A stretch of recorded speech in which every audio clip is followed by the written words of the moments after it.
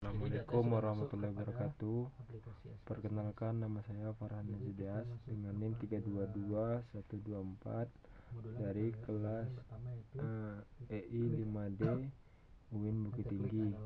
Kali ini saya akan memberikan tutorial mengenai teknik analisis data penelitian kuantitatif dengan menggunakan aplikasi SPSS. Itu kita masuk pada uji validitas. Menurut Ghazali, uji validitas dipergunakan mengukur kevaliditasan kuesioner. Kuesioner dikatakan valid jika pernyataan-pernyataan di dalamnya dapat mendefinisikan apa yang ingin diukur dalam kuesioner tersebut. Kita masuk pada dasar pengambilan keputusan. Yang pertama itu bila R hitung lebih besar daripada R tabel di mana pertanyaan dikatakan valid. Yang kedua, bila R hitung lebih kecil daripada R tabel di mana pertanyaan dikatakan tidak valid. Lanjut pada langkah-langkah uji validitas di aplikasi SPSS. Itu kita masuk kepada aplikasi Excel. Nah, di sini udah ada datanya ya. Jumlah totalnya juga. Lalu kita kontrol semua, kita blok. Kita copy. Kita okekan saja. Kita sudah mendapatkan datanya itu dengan Nah, itu kita masuk pada aplikasi SPSS. 0,847. Kita buka Masuk kepada variable view. Nah, setelah variable view, lalu kita paste. 0,847. Nah, di sini udah Untuk paste ya. keduanya, Lalu desimalnya kita nolkan 0,870, semuanya.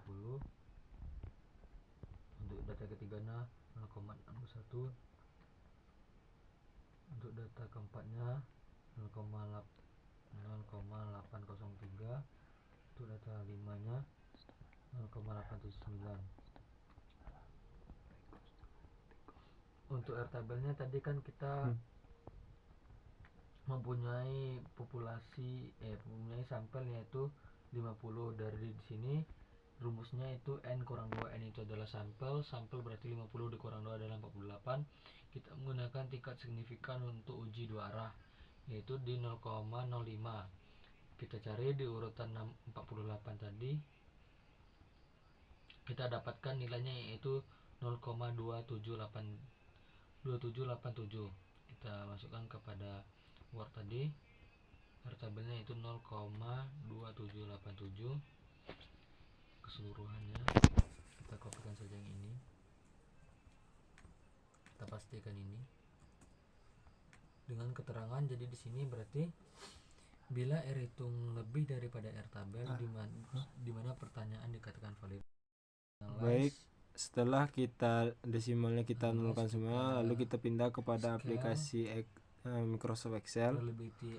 Nah, kita blok semua data ya dari kuesioner yang telah kita kumpulkan.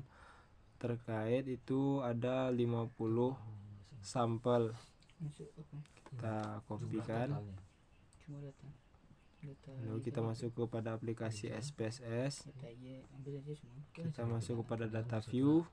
Terus itu kita paste.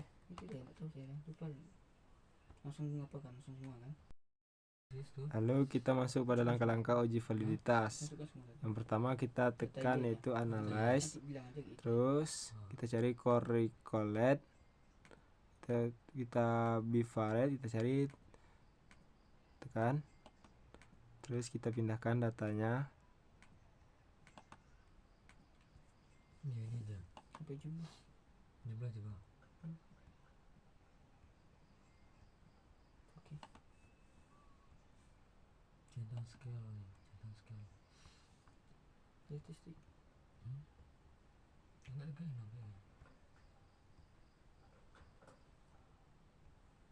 Semuanya kita pindahkan. Data total impulse buying tadi sudah kita pindahkan kepada items. Lalu tekan OK. Statistik.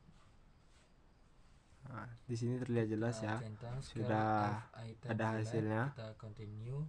Berapa signifikannya.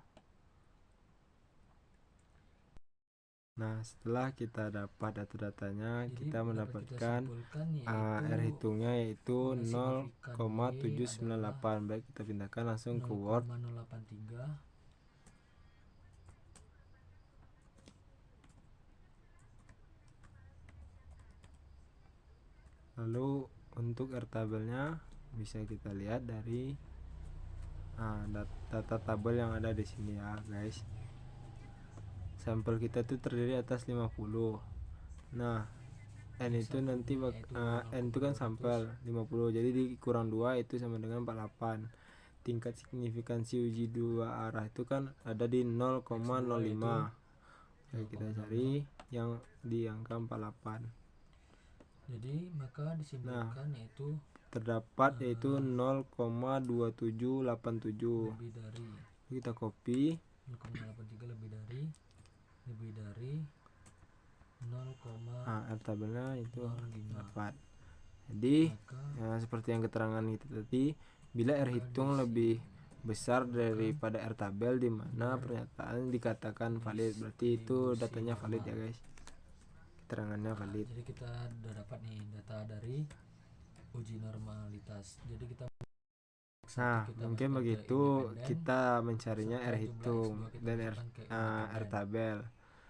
Seperti tadi yang pada keterangan di atas, bila R hitung lebih besar pada R tabel, pertanyaan tersebut dikatakan valid. Apabila R hitung lebih kecil daripada R tabel, pertanyaan tersebut dikatakan tidak valid. Mungkin untuk seterusnya kayak gitu dicari ya guys.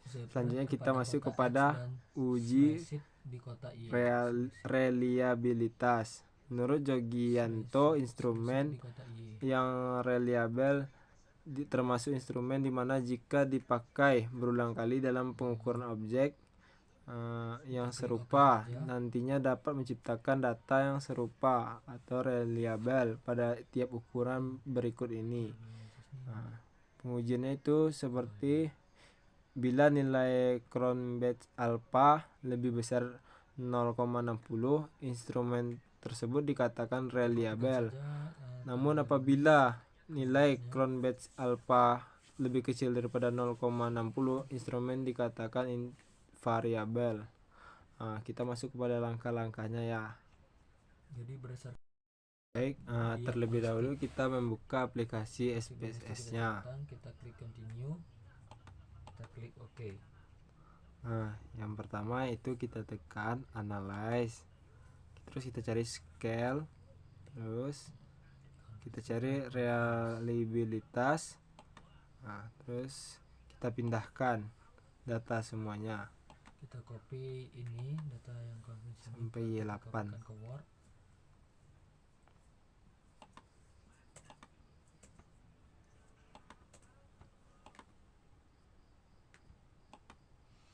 Jadi berdasarkan analisis tabel di atas ini, terus setelah itu kita tekan statistik, lalu 0,41 kita centang scale if item delete, 0,2. lalu kita continue kan, dan kita oke kan. X2 di sini telah keluar ya hasilnya guys. 0,2. Baik, kita telah dapat yaitu 0,891. Lalu kita lihat di Word-nya, kita dapat 0,891. kurang dari 10. R tabelnya itu 0,60. Maka seperti pada keterangan di atas, bila nilai Cronbach alpha lebih besar daripada 0,60, instrumen dikatakan reliable. Berarti itu reliable ya guys.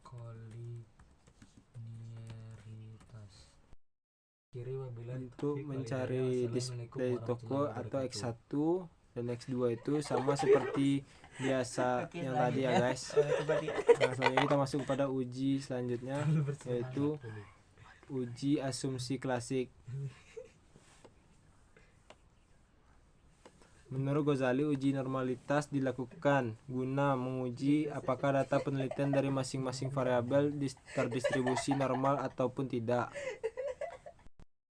Baik, kita buka dulu langkah-langkah aplikasi SPSS-nya. Yang terakhir 9 menit tadi ya.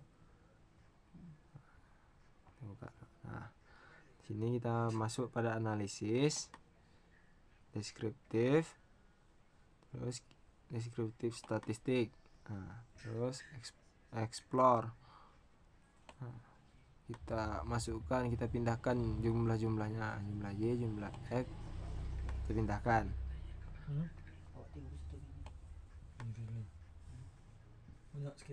Terus kita tekan plot.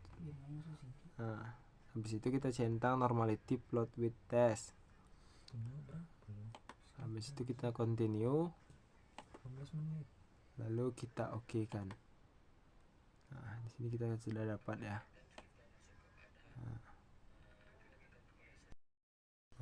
Baik ya, ini dapat kita hasilnya. Lalu kita pindahkan ke Word ya.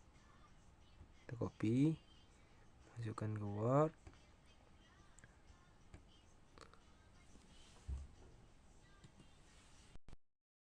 Nah, di sini ya. Nah, kita lihat lagi keterangannya. Jika nilai signifikansi lebih dari 0,05 maka nilai residual berdistribusi normal. Namun jika nilai signifikansi kurang dari 0,05 maka nilai residual tidak berdistribusi normal. Bisa kita lihat yang pertama itu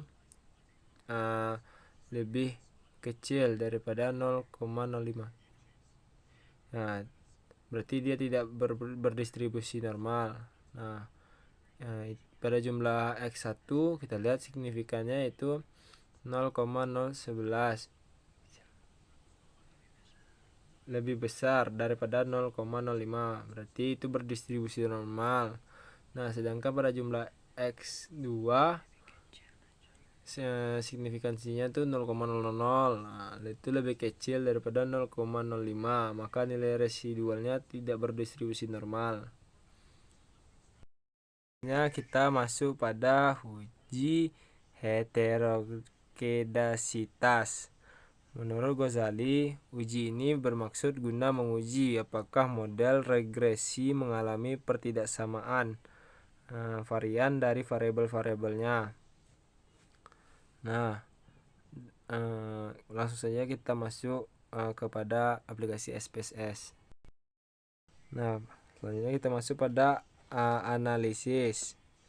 Lalu kita cari regression, terus kita cari linear, terus kita cari plots, kita masukkan, kita pindahkan.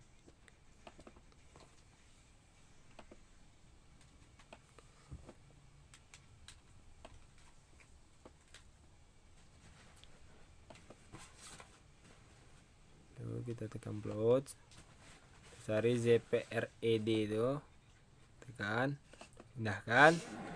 Nah, setelah itu SRESID itu kita pindahkan ke Y. Kita continue, kita tekan OK.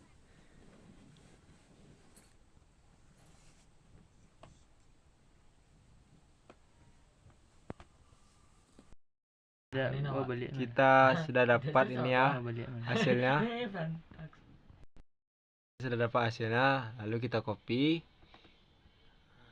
kita pindahkan ke Word.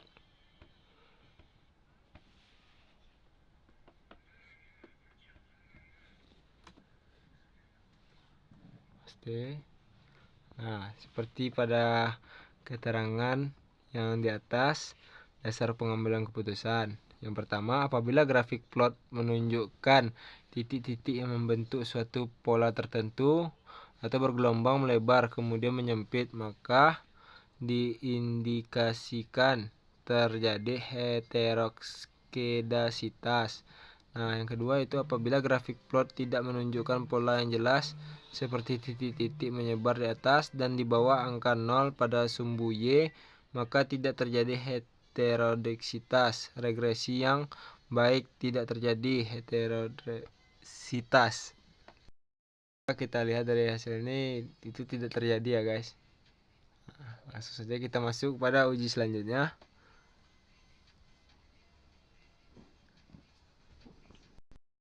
Nah, langsung kita masuk pada uji multikolinearitas. linearitas. Menurut Ghazali, uji ini bertujuan untuk menguji apakah model regresi menemukan adanya korelasi antara variabel bebas. Nah, kita masuk pada aplikasi SPSS. Langsung kita implementasikan ya. Hapus dulu. Kita implementasikan. Nah, kita ambil analis. Lalu kita cari regression, terus linear. Setelah itu kita reset dulu sebentar ya. Kita pindahkan jumlah, terus kita pindahkan jumlah X1 juga ke independen.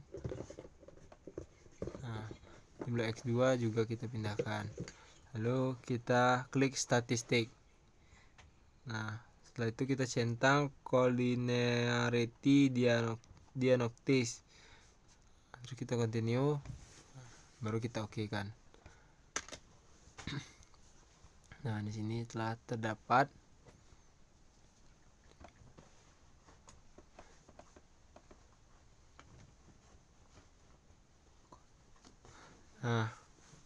kita copy, lalu kita pindahkan ke Word.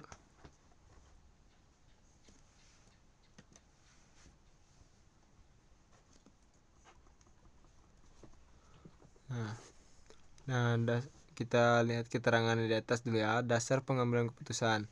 Menurut Imam Ghazali, tidak terjadi gejala multikolinearitas jika nilai toleransi lebih besar daripada 0,100 dan nilai VIF lebih kecil daripada 10,00. Berarti ini kita lihat aja ya, kita dapat 0,603. Itu yang mana lebih besar daripada 0,10. Dan kita lihat nilai VIF-nya itu 1,659. Nah, lebih besar daripada 10,00. Lebih kecil. Nah, hal tersebut tidak menunjukkan gejala multikolinearitas. Itu saja dari saya, mungkin saya akhiri dengan wassalamualaikum warahmatullahi wabarakatuh.